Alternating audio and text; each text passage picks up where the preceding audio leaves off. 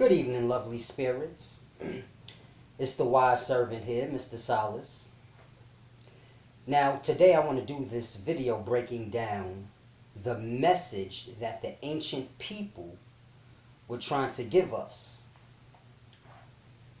We read their ancient knowledge and we see the pyramids and things like this, but we truly don't understand the message that they were trying to give us. And the message they were trying to give us was the cycle of life and death. Men know life, men know they die, but they don't know what happens after that. And this is what all these ancient structures and writings are trying to explain.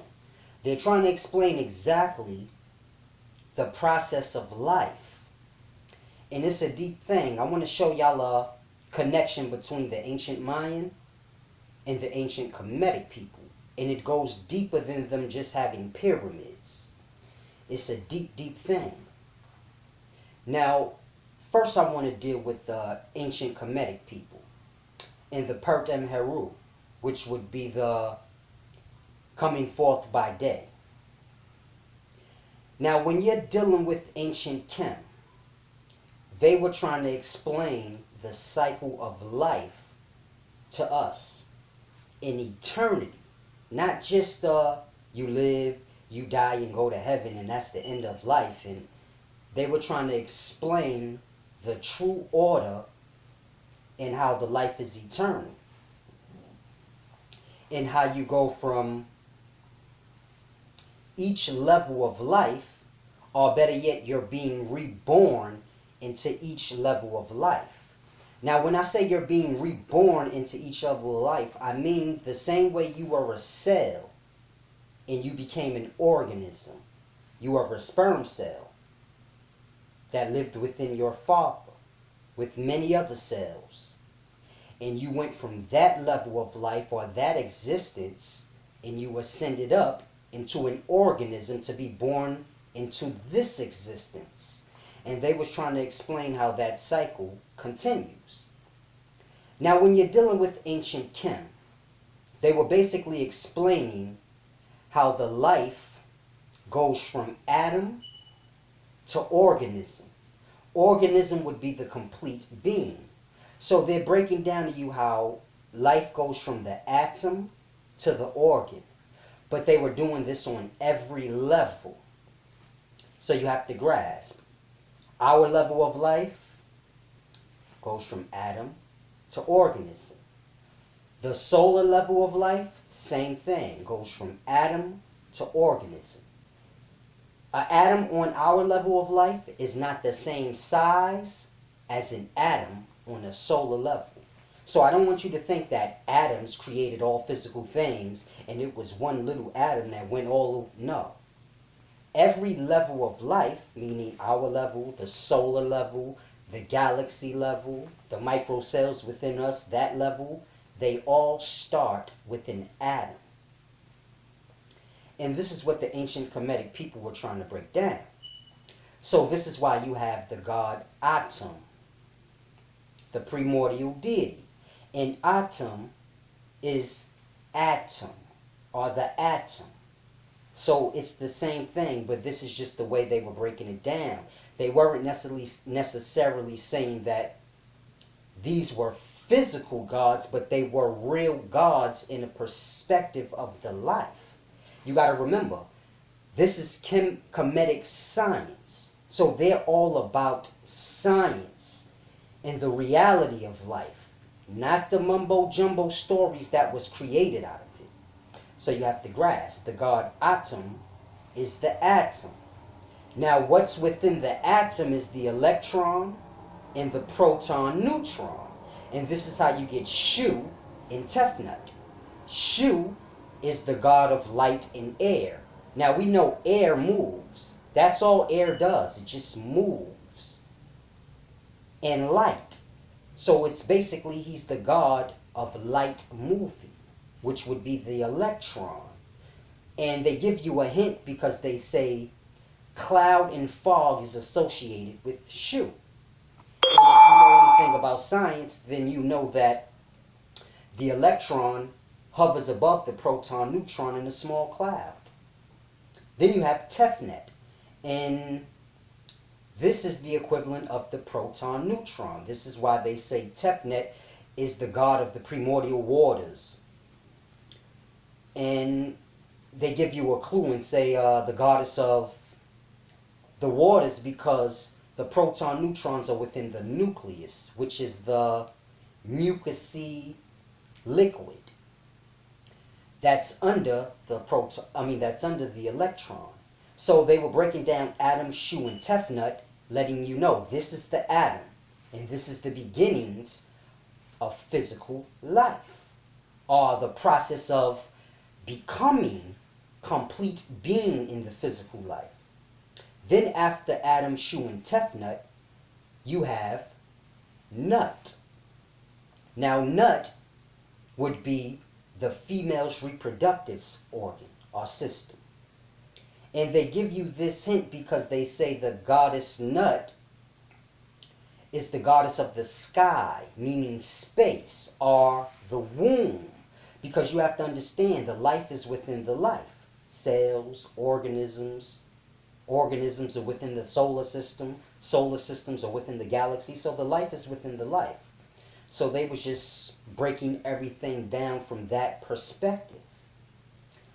So Nut would have been the female's reproductive system. Geb would have been the male reproductive system.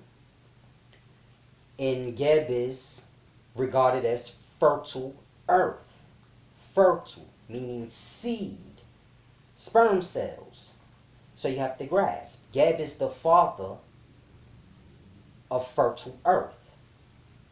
So it's a deep thing you have to grasp the way they were breaking down the science. Then you get to Osar.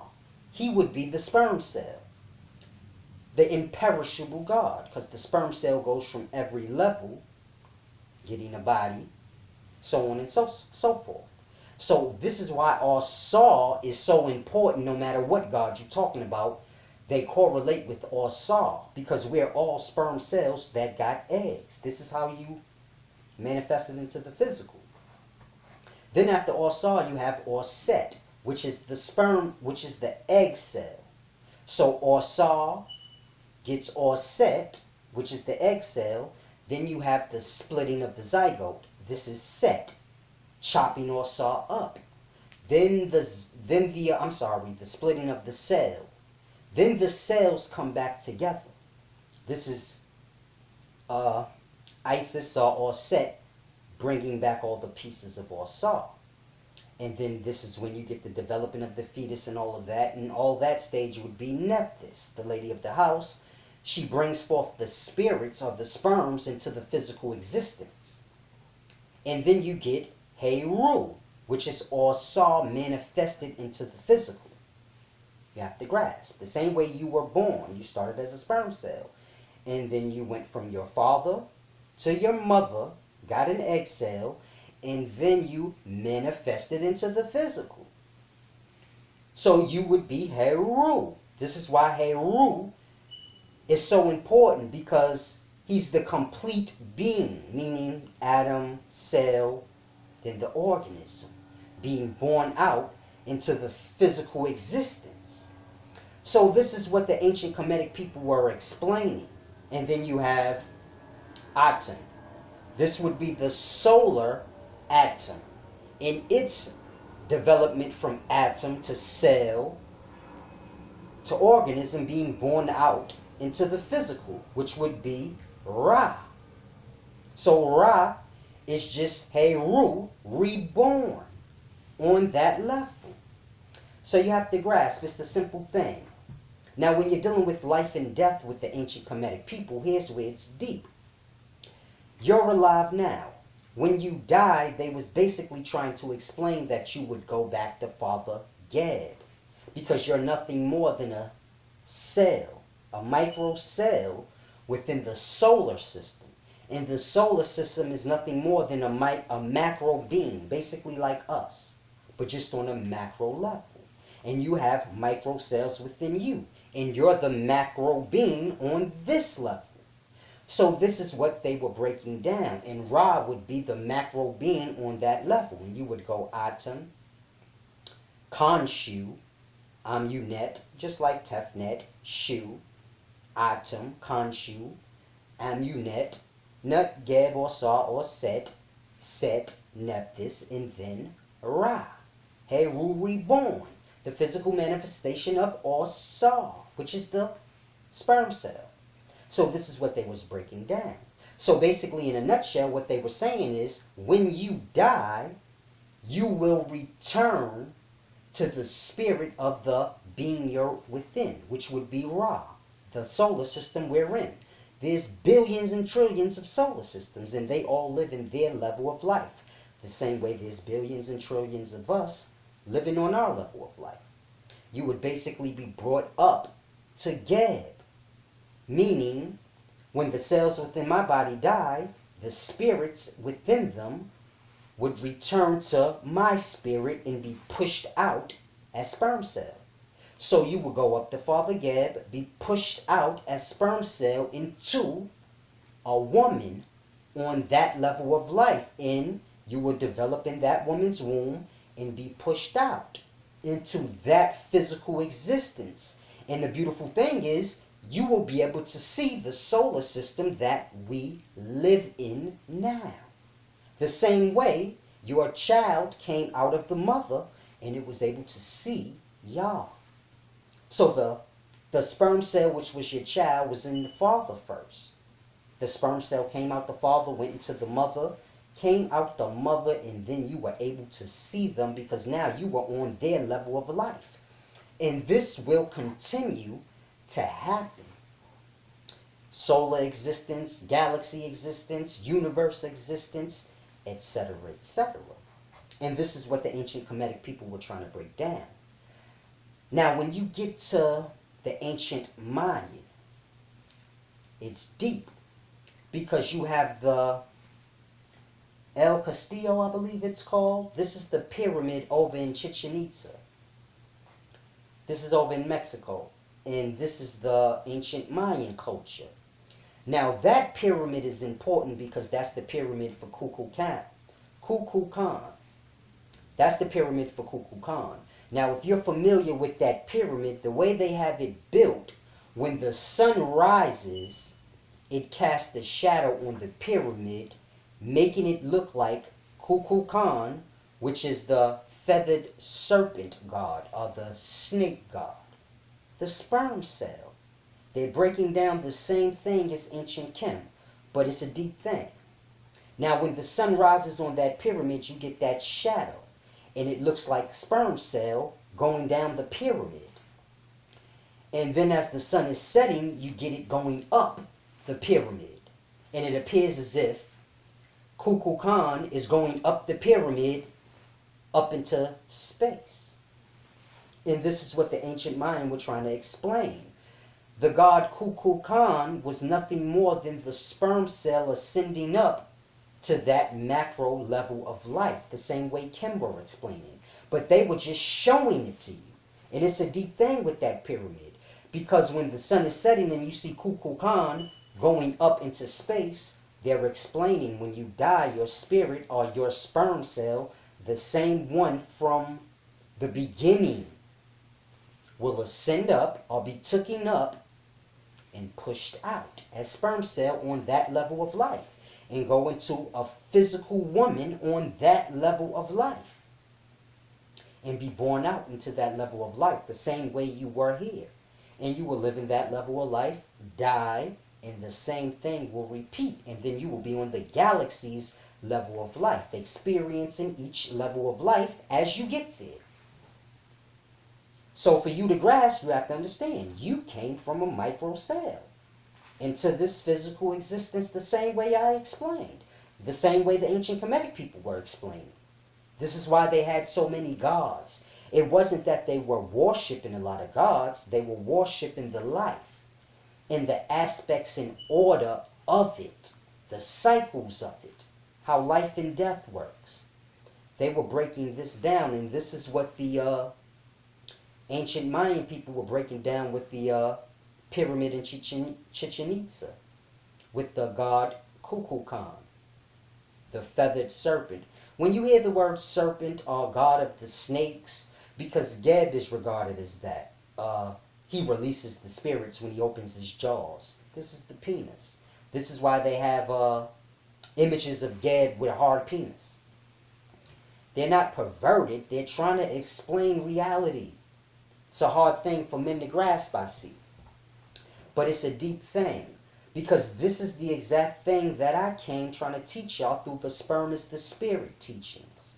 This is why I said that's the most important thing y'all need to grasp. Now, what did I say? I said we're all sperm cells that got eggs. The sperm is the spirit. The egg is the body. Grasp. You were living in your father. Left your father, went into your mother's womb. You got an egg cell and you were born out. You became what you came out of. Your mother and father was your world, literally. So you have to understand, worlds are within worlds. This is how life works. And worlds are bodies. I have billions of microcells within me. You have trillions and billions of micro bodies in life within you. We are both worlds. So you can see on our level of life, there's billions and trillions of worlds with micro life within them. Now, all these millions and billions of worlds with life within them live within one being. The same way all the billions and trillions of cells within me live within one being, which is me. So you have to grasp. When the ancients worshipped Ra, they were worshipping the being that we're in, literally. You have to understand, if you were a microcell living within someone's body, and you're here now, outside of their body, looking at them, then you have to grasp what I'm saying is not fiction or a theory. It's real life. And this is what the ancients were trying to explain to men. Real life. It's a hard thing to grasp, but it's truly simple. You know how you was born.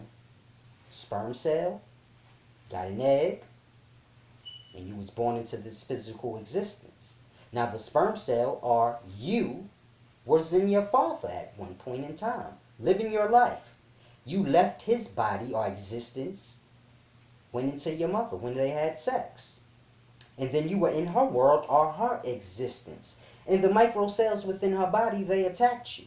This is why when you're reading ancient Chem in the Duat, and it's all those trials you have to go through and those gates, because this is the story of life within the womb when the sperm cell is trying to get an egg. But this is real life, and this is what you really experienced. You as a person really got an egg. And you were really born into the physical. And it will happen again. So just like you have billions and trillions of micro life within you, there's billions and trillions of us within a being. There's billions and trillions of solar systems. And they all live within their existence the same way we live within ours, which is within them. So it's a deep thing the way the life works. And y'all have to grasp that. So it's like in my teachings, when I teach, the worlds are within worlds. You have to grasp that first. You have to grasp all worlds are bodies. So when you see a person, a dog, an ant, these are worlds because they have micro life within them. And that micro life within them will die, return to the spirit or sperm of the being that it's in, and be pushed out of sperm cell. It's a simple, deep thing y'all have to grasp. And this was the cycle of life. So you figure when we die, we'll ascend up to that next level of life. And this will continue for eternity until you grasp what has to be grasped. So this is what the ancients were trying to explain. If you go to ancient Hinduism, they have a thing called samsara, which is the never-ending cycle of life and death, where you're reincarnated into a new world and body. And this is what they meant by new world and body. What I was just explaining. We think reincarnating is coming back to the same place. No. It doesn't matter where you go. It's the same existence. So to the solar systems, or the solar beings up above, all the billions of solar systems, to them, they're the organism. We're the cells within them. So you have to grasp. Every level is the same. We're on our level. We see ourselves as the organism with the microcells within us.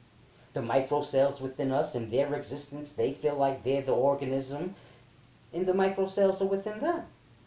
So this thing just, it's never ending. And this is what samsara was in Hinduism. The never-ending cycle of being reincarnated through life and death. And the way to escape this existence where we continuously ascend up deeper and deeper into the void. Because the farther up you ascend, the farther away you get from the beginnings, which is the oneness and allness. So it's a deep thing you have to grasp. When you're dealing with samsara in Hinduism, they teach you to acquire vimoksha. Now, vimoksha is when you get to a point of, when you're ascending through the life, hopefully you'll eventually become enlightened and realize that all things are one. And you'll see the correlation in the oneness in all things. You will begin to see with one eye instead of two. Because you view yourself as having two eyes. So two means they're separate now. You have a left eye and a right eye. And you see in that way, meaning you see the differences in things, not the relation and the correlation and the oneness in all things. Because you view as if you have two eyes, not realizing that both eyes are connected to one eye. So you only have one eye, two receptors, but it's one eye. And you have to see life in that aspect. The correlation in all things, how all things are one. And this is how you acquire vimoksha, and you can escape samsara. So it's just like I've taught y'all that we are all spirits in hell. And I have a video where I break down what we need to do to escape it. And it's a deep thing y'all have to grasp. This is what the Hindus are teaching with vimoksha. Samsara and vimoksha. You can look this up. And it's a deep thing y'all have to grasp, because you have to see this life for what it is. So let me give you an example of vimoksha. Because I've acquired vimoksha, and a lot of people, we get lost in ego. So people will look at me as I have an ego. They have an ego because they're looking at me in that light. When I say things like, I've acquired vimoksha, where I can see the true understandings of life. This is why I'm able to break down Christianity, ancient Chem, Mayan history. I can break down all the ancient text with complete understanding, where you're like, wow, he kind of grasped. Because I've acquired vimoksha, as they would call it. And it's a deep thing y'all have to grasp. It's like this. Let me give you an example that I've acquired vimoksha. Now you have a tree. And a tree is born from the duat, you can say. It is born from the underworld. It's in the ground, the seed. This is the underworld, you can say. And the tree sprouts from the underworld, and it grows up. And the baby is the same. A baby sprouts out the vagina, just like a tree sprouts out the ground, and the baby grows up. Now the tree is connected to the root. The baby was connected to the placenta. One and the same.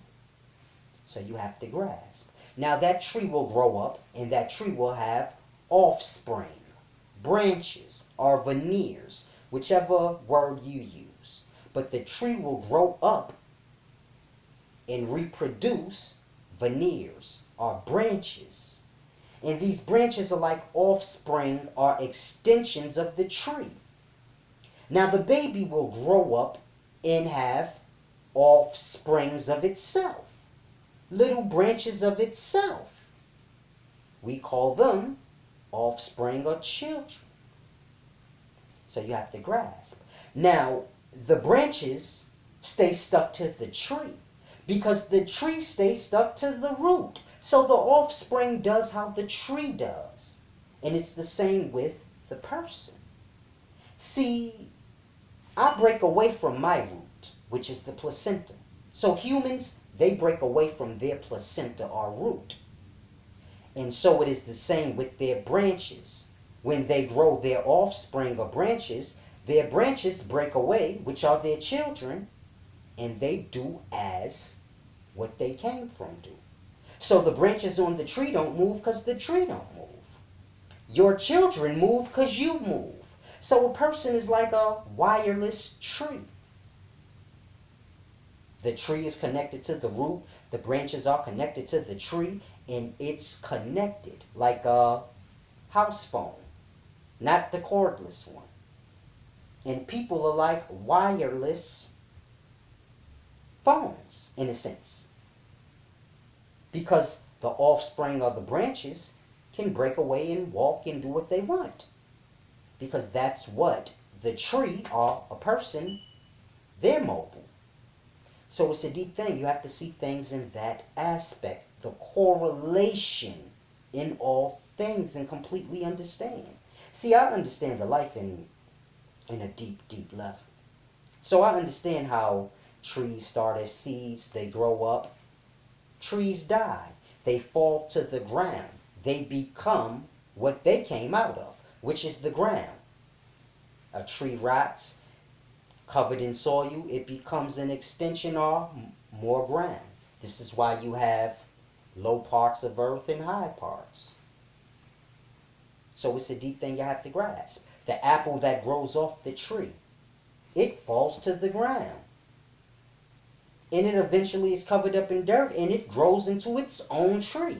So you see how the apple came from the tree, then became its own tree, and that tree will eventually die and fall to the ground and become the ground, which is earth. And this is how the life keeps going from level to level. So it's not just with people. It's with the vegetation, the animals. It's with everything. And it's a deep, beautiful thing you have to grasp. This is how you acquire that oneness and allness with the life. When you acquire the moksha. Or as y'all like to say, awaken your kundalini. My kundalini is completely awakened. There's nothing I do not grasp. So y'all have to understand this. It's a deep thing. I fully understand life. And it's my duty to make sure y'all do. But it's really a hard thing when I thought it would be easy. I figured once I break these things down, because they're undeniable. Can't nobody challenge anything I'm saying. You can say whatever you want. But it ain't going to make more sense than what I'm saying, because what I'm saying is truth. Complete understanding. So I don't want to say it's truth. Because a man that's teaching falsehoods, he may believe it's truth. But my understanding is more in depth. So this is why I say truth. Because if it's more in depth than the next man's, then it's a more better spectrum of what's what. And it's a deep thing I want y'all to grasp, but this is the cycle of life. And it starts from an atom to the complete organism. And then it goes to the next level, our cycle of life, and starts from the atom. And goes up. So it's just like our sun. People believe that we have the sun and the planets revolving around the sun. And this is true, but that's not the completion of the solar system. We think that's the solar system, the sun and the planets revolving around it. And that's inaccurate. When you're looking up at the sun, what you're seeing is one of the electrons in an atom. So you have that atom on the macro, and you have, let's say you have 6 protons, 6 neutrons, and 6 electrons. And this is the atom that we're in, or the atom that's the solar system. So you would have 6 electrons or 6 lights hovering above the proton neutron. Now, I'm not saying the planets are the proton neutron. What I'm saying is the proton neutrons are way bigger than the electrons in your micro in comparison to the electron. So you can't even see what our sun is revolving around. You can't even see the other suns or electrons in that atom. All you can see is one at a time. The planets, they're nothing more than dust, specks of dust following the sun. Like a magnetic attraction. It's like a car whipping by. It just blows all the dust in your face and dust go with the car. And so this is what I mean. The electrons are circling and the dust is just stuck in that circle. And it's a deep thing y'all have to grasp. Our solar system is more than just one sun and specks of dust behind it. It's a part of a complete atom, and there's more than one sun in our solar system or our atom. Because the solar system is nothing more than an atom. You got electrons circling proton neutrons. Those electrons have dust specks following them. You can look all this up. This is science. Electrons circle proton neutrons. Each electron has dust, specks of dust following it. And it's the same when you look up above, on the macro. The solar system, you see the sun, that's just an electron. The planets is nothing more than the specks of dust. And the proton neutron is too big for you to see because you can barely see the sun. So it's a deep thing you have to grasp. But the proton neutrons would be beneath the sun. Meaning you got the planets, you got the sun, or the electrons floating around, you can say, in the sky. And the proton and neutrons would be at the bottom. And the electrons and their specks of dust zooming around these things would be up above. So it's a deep thing you have to grasp. This is why you get day and night. Electrons whizzing by. So it's a deep thing you have to grasp. This is why when you look at the sun for a long time, it starts to look like so much more to the sun. You're like, man, I see more than one sun. I see a whole bunch of stuff. It's starting to confuse me. This is why. So we just have to get a better understanding of science. The people of ancient Chem, they had a great understanding of science. But the deep thing when you deal with the pyramids of ancient Chem and you deal with the pyramids of Chichen Itza and the ancient Mayans, these people did not build those pyramids. The ancient Kemetic people had no clue of what the Medunetta was or what it was saying. They didn't know either. Y'all have to grasp. The Medunetta is basically the Ouija. We have a Ouija board in today's times. Now, I forgot the man's name, but the man who began to sell the Ouija, he said the Ouija named itself. Meaning he was playing the Ouija, and the Ouija told him that its name was Ouija. And it's an ancient Kemetic word. And this is how that game began to get sold. And it was patented. Meaning it had to work. You can't patent something that don't work. You can't say, I have an invention called the television. And then they say, okay, show me it work. And then you like, nah, I was just saying I had it in my mind. It don't work like that. When you're dealing with patents, you got to send it in and show that it works. So whatever game he sent in to be patented, it really worked. It was really a talking board. But it wasn't a talking board. When the Ouija writes, this is called spirit writing. And if you go to the Asian race, they have spirit writing. It's called Fuji. And it's the same way like the Ouija.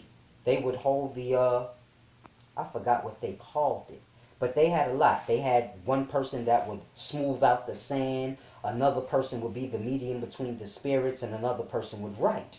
And it's the same as the Ouija. They would talk to the spirit and just write and move however the spirit guides the hand. And this is said to be how writing was learned or created. This is how the Medunetta was created. The Medunetta is the writings of the ancient Kemetic people, the language. But the deep thing is, no one knows who created that language. The ancient Kemetic people say the gods created that language, or that writings. Thoth did. That's spirit writings to the ancient Kemetic. Just like the Fuji is spirit writings to the Asian people. So you have to grasp, when you're dealing with the pyramids, they don't know what that means because no person wrote that. It was guided through spirit, like the Ouija. And all the symbols and signs and things you see were supposedly guided, meaning someone held a pen or whatever, and they were guided by spirit in the symbols and signs to write, which were the words. And it's the same with the Ouija. It's just guiding you to do with that, whatever, as far as speaking and writing goes. So I wanted to make that point so y'all can understand that the ancient people didn't build the pyramids. They have no clue, just like we have no clue. It's a deep thing you have to grasp. Akhenaten, King Tut, the people in them times, they didn't build the pyramids. They didn't know what that was, what it meant truly. So you have to fully grasp. They were just learning from it and grasping it. And the closer you get to our times, they was basically getting lost from it. So when it was first made, the people of them times, which were probably uncivilized, not to say that they were less intelligent, because uncivilized means you're more intelligent, you're more in tune with life. Being civilized means you're more in tune with technology, which is harmful to the life. So it's a deep thing you have to grasp. The uncivilized people in the beginnings of the pyramid times, they probably understood, and the farther down you go, the more lost you get. The more you get in tune with technology, the more lost